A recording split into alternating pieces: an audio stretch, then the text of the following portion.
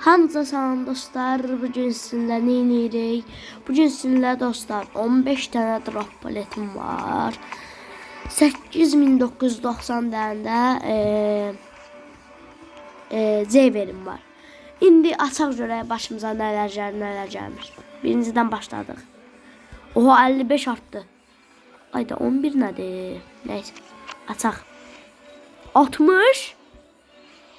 Ayda bunlar nədir? 30. O 230 nə çıxacaq ki?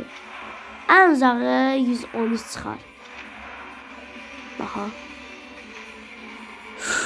115 çıxdı. 115 davam. Heç nə olmaz, davam edək. İndi dostlar, indi keçirik buna. Top 9. Bunu çıxardaq birazdan.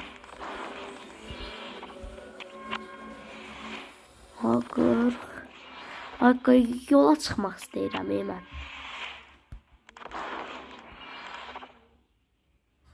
Bir dəqiqə dostlar, indi drop biletimi artıracağım.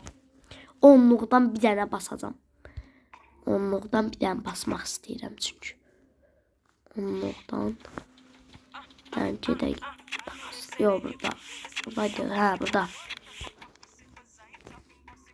3 dənə aldım bundan.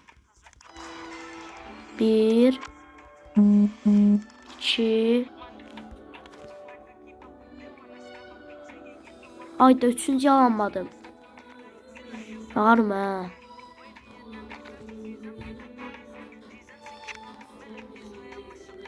Ayda dostlar belə çıxardım. Bağırım mən. Hə bildim neyəcəm dostlar.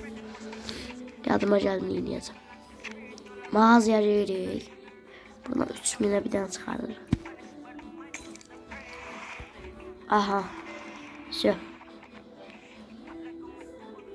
Oldu 10 dənə. Tam onda ya Allah ya bismillah. Ay. Yoldayıq dostlar, yoldayıq. İnşallah qəşəng 117'li bir dənə bir şey çıxar.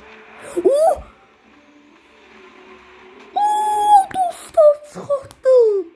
Dostlar bugün də bir şey çıxartdıq dostlar buradan. Çok güzel 117'lik.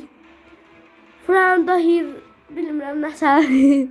Dostlar bugün də 117'lik 13 çıxartdıq. Nə yaxşı dostlar 10 drop bastım. Sağ olun dostlar, bugün bu qədər. Bugün də drop bilet çıxardıq dostlar. Dostlar neydi? Futbolçular çıxartdıq. Sağ olun. Bay bay. Görüşmək üzere.